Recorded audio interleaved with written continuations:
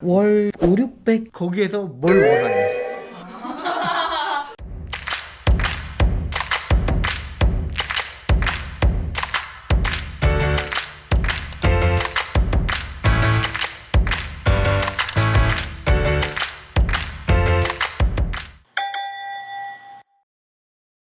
혹시 자기소개 부탁드려도 될까요? 안녕하세요. A사에 5년째 재직 중인 김 팀장이라고 합니다. 반갑습니다. 반갑습니다. 직업이 콘텐츠 마케터라고 들었는데 네. 콘텐츠 마케터는 어떤 직업인가요? 저는 그냥 개인적으로 생각했을 때는 뭔가를 만들어내는 좀 사람이라고 생각을 합니다. 인터넷이라는 그 공간 안에서 제공할 수 있는 건 글과 이미지밖에 없는데, 그걸로 이제 뭔가 원하는 사람들, 예를 들어서 내가 뭐 볼펜을 하나 사고 싶더라도 좀 더 좋은 볼펜은 뭐가 있는지, 그 있다면 뭐 어떤 부분이 이거는 이게 좋고 이건 이게 좋고 이런 걸 좀 비교할 수 있는 그런 거를 만들어주는 사람이 하나의 콘텐츠 제작자이고, 그 안에서 중요한 게 뭐 글과 뭐 이미지 뭐 이런 게 있지 않을까 하는 생각이 듭니다. 제 개인적으로는 콘텐츠 마케터라는 직업이 좀 생소한데요. 혹시 팀장님은 직접 그 직업을 알아보고 뭔가 준비를 하신 건가요? 이거를 알아보고 하진 않았던 것 같아요.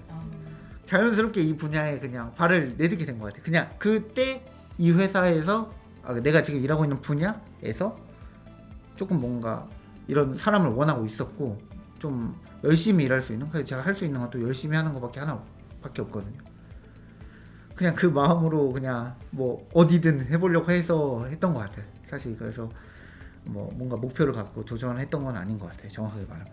이 직업만의 매력이 있다면 무엇이 있을까요?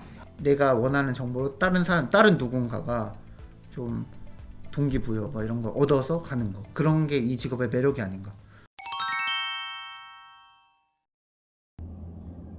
6글자로 할게요. 내가 선택한 길. 솔직히 저는 콘텐츠 마케터라는 직업에 대해서 관심이 없었어요. 한 번도 이런 직업 할 거라는 건 생각 안 했는데, 하다 보니까 다 모든 사람이 그렇다 하다 보니까 이 일에 재미가 붙게 됐고, 내가 작성한 글로 다른 사람들이 관심을 갖게 되고, 이걸로 인해서 누군가한테 동기부여도 되고 정보도 제공해주고, 이런 일들이 재미있더라고요. 내가 하고 싶었던 일이 이런 게 아닌가 하는 생각이 듭니다. 그렇다면 취업 전에 이 일을 선택할 때 도움이 된 일이 있었을까요? 대학교에서 인문대라는 그 학생회를 한번 했었는데, 거기서 이제 광고팀의 역할을 한번 했었던 적이 있었어요. 네, 그런 거 반응이 좋으시네요. 근데 그런 거 했는데, 광고팀 역할을 하면서 내가 이렇게 뭔가 하나를 기획을 하고 뭔가 좀 재미있는 포스터 하나를 제작하면 그 제작도가 높지 않더라도 이 포스터 하나만으로도 3, 4명의 사람을 끌어모을 수 있다. 이런 거를 느꼈고, 하다 보니까 뭔가 내가 이쪽으로 좀 하면은 좀 재미있게 할 수 있지 않을까 하는 생각 때문에 어떻게 하다 보면 도전하게 된 거죠. 혹시 최근에 가장 힘들었던 일이 있으실까요? 나는 이거를 다 하고 싶어요. 혼자서 다 해내고 싶은데 내 자신이 그거를 해내지 못하는 거를 보고 누군가한테 이거 좀 해, 이거 좀 해 이렇게 지시를 할 때, 그게 결과적으로 어떻게 보면은 제 입장에서는 가장 힘들었던 것 같아요. 그러니까 나는 내가 어떻게든 최대한 이거를 다 끌어안고 가고 싶은데, 사람 몸이 하나다 보니까 그거를 끌어안는 게 좀 어렵더라고요. 그런 고충이 있는데도 불구하고 이 일을 계속 하는 이유가 궁금합니다. 일이 힘들고 바쁠 때마다 때려치고 그냥 빨리 다 내려놓고 싶다 하는 생각이 들어요. 근데 이제 어떻게 보면은 제가 지금까지 이 회사라고 하기에는 뭐 이 회사도 맞긴 하지만, 이 분야에서 쌓아온 그런 업적들을 과연 다른 회사에 가서도 똑같이 보여줄 수 있는지, 이런 것도 좀 어려울 것 같기도 하고, 한편으로는 그렇게 생각도 하고, 그냥 현실이죠. 현실. 쉽게 말하면 현실인 것 같아요. 좀 어려워요. 그리고 저는 주말마다 축구를 하고 있습니다. 일요일에 아침에 아무리 바빠도 7시 반에 나가서 이제 축구를 하고, 그걸로 이제 일주일 동안에 쌓인 그 스트레스를 날리는 거죠. 그리고 이제 마지막으로 게임인데, 이거는 하루 이제 쌓인 스트레스를 게임하면서 조금 푸는 건데 가끔은 이 게임 때문에 스트레스가 다시 쌓일 때도 있기도 합니다. 예, 그래요. 그런 거죠. 삶이란 게 다 그런 거니까. 혹시 아까 해온 업적이 있다고 하셨는데요. 어떤 업적들이 있는지 여쭤봐도 될까요? 대단한 건 아닌데 뭐 그래도 이 회사, 그러니까 제가 다니는 회사에서는 네. 나름대로 가장 근속이 이제 그래도 기간이 오래되기도 했고, 저희 회사 대표님과의 그런 뭐 약간 신뢰 아닌 신뢰도 많이 쌓았고, 그리고 회사가 어떻게 보면 작은 4인, 처음에 들어왔을 때는 4인의 회사였는데 네. 이게 뭔가 커가는 게 네. 회사가 이제 4인에서 뭐 8인이 되고 10명에서 되고 이런 거를 제 눈으로 직접 확인을 하니까 아, 뭔가 이런 게 물론 내가 다 해서 이런 건 아니지만 내가 있기 때문에 어느 정도의 그 원동력이 되었구나 하는 이런 것들, 이런 업적. 그래서 그런 경험이, 그런 것들이 어떻게 보면 제가 이렇게 나쁜 마음 먹었을 때 제동장치가 좀 되는 게 아닌가 하는 생각이 듭니다. 혹시 일을 하면서 내가 이건 너무 잘했다 이렇게 느꼈던 적이 있을까요? 너무 잘했다요? 많죠. 솔직히 말해요. 솔직히 아까 일단은 어째 제가 하는 일은 솔직하게 말해서 상위 노출을 잡는 일이에요. 결과적으로 어떤 그 블로그 포스팅을 해가지고 상위 그 순위를 높게 잡는 게 제일 중요한데, 내가 쓴 글이 뭔가 내가 열심히 노력해서 이런 거 저런 거 다 어떻게 분석해가지고 했던 글이 1에 노출이 되면 그냥 이런 거 그냥 뭐 혼자서도 기분이 좋고 뭔가 업무적으로 좀 뭔가 성과를 한 것도 같기도 하고, 이런 게 저는 그냥 잘한 일? 그냥 매일 느껴요. 매일 이런 걸로 조금 뭐라고 해야 되지, 많이 그 열심히 하겠다는 생각, 동기부여도 되고, 반대로 순위가 안 나오면 많이 힘들기도 하고 그렇습니다. 저희가 구독자분들한테 약속을 했으니까 진짜 얘기를 해봐야겠죠. 네. 블로그의 세계에 대해서. 자, 많이 궁금해 하실 텐데요. 블로그는 아무나 다 운영을 할 수가 있잖아요. 그렇죠. 이걸로 진짜 돈을 버는 사람들이 있긴 한가요? 아, 예, 그럼요.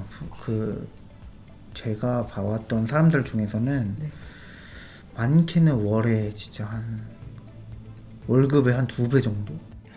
그렇다면은 대략 뭐 한 월 5, 600? 네, 그 정도 분들도 있다고 해요.